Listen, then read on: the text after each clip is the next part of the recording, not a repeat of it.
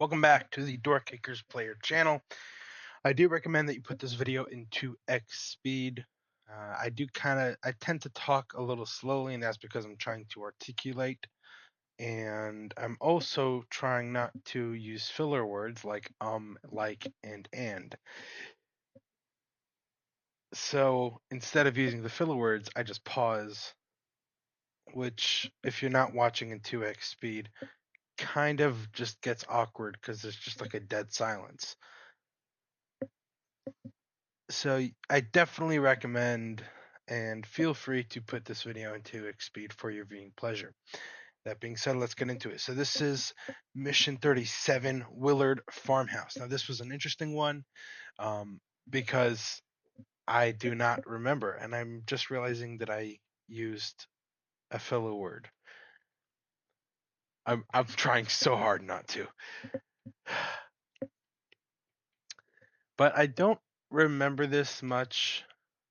Probably because I'm this is Mission 37, and right now I'm somewhere in the 60s. So, damn, I did it again.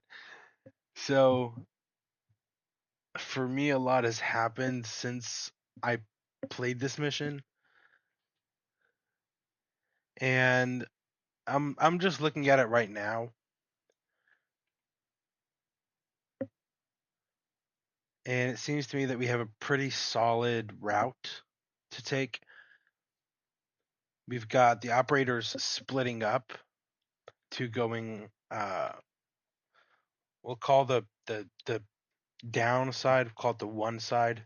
Right side is 2, 3, and 4. So we've got two operators going to the one side, two operators going to the three side. And it looks like the operators that are going to be on the three side are actually switching to pistols.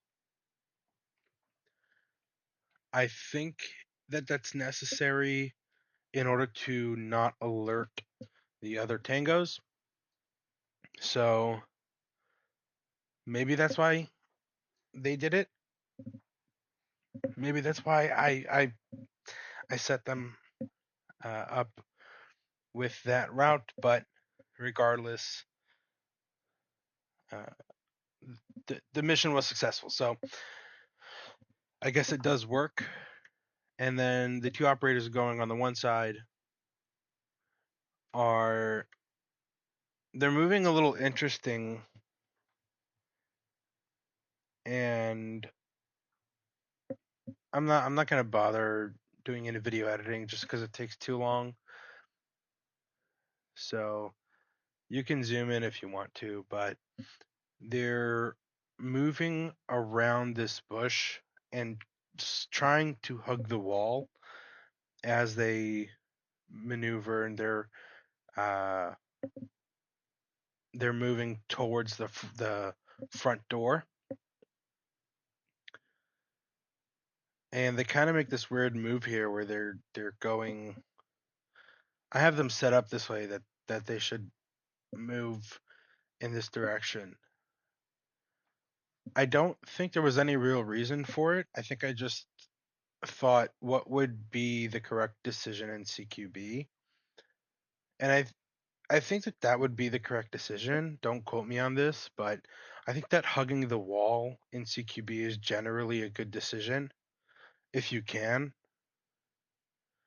And walking out in the open, while if you're a skilled operator, it might have some advantages to be out in the open because you get an advantage point. You can kind of see what's going on inside without actually stepping through the fatal funnel and everything.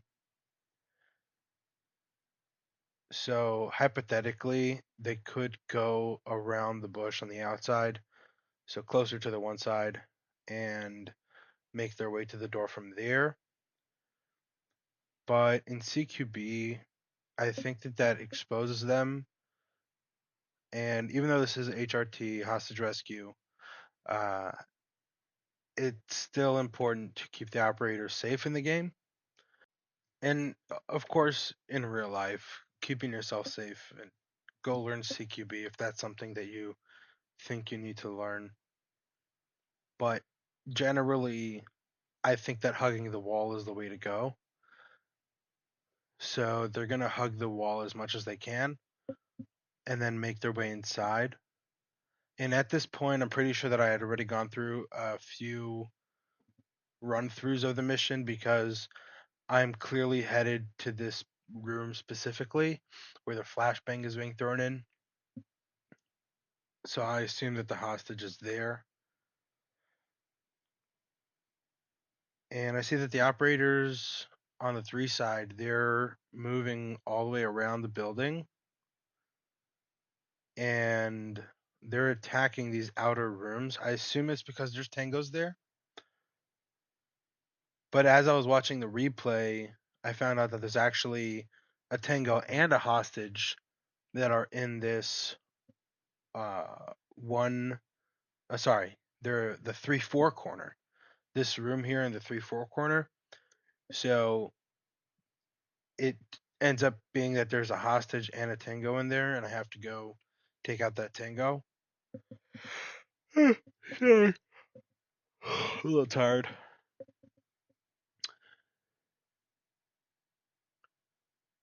So generally, while I guess it's okay to in the game have like a route set up and just follow the route. If you're trying to be realistic with the game, or if you want to have the most efficiency with the game, you should be checking every room and every corner. That should be your goal.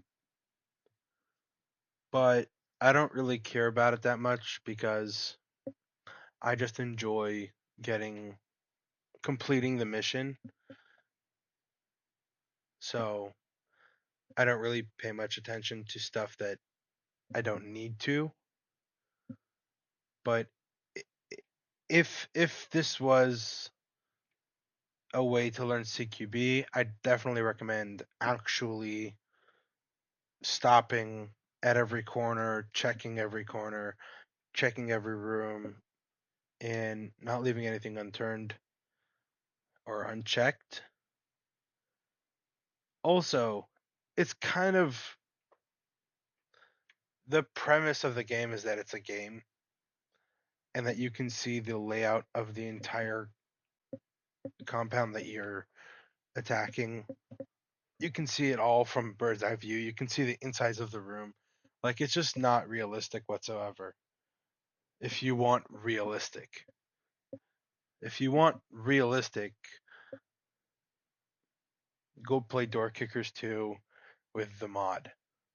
There's a mod that you can like do a night mode where all the rooms are blacked out and you only have like the layout of the building, like the figure of the outside of the building. So it's a lot more realistic that way. I definitely actually that could be a great CQB lesson playing Doorkickers 2 with that mod. Definitely recommend that because then you really have to check every room and every corner and you really don't know what's happening next. But this is a game on my iPad. So I'm really not going to pay attention or care about getting it right. All right, let's get into it. Okay, so I'm now realizing that we actually changed 2 pistols for some reason and I didn't delete it and anyways, so they're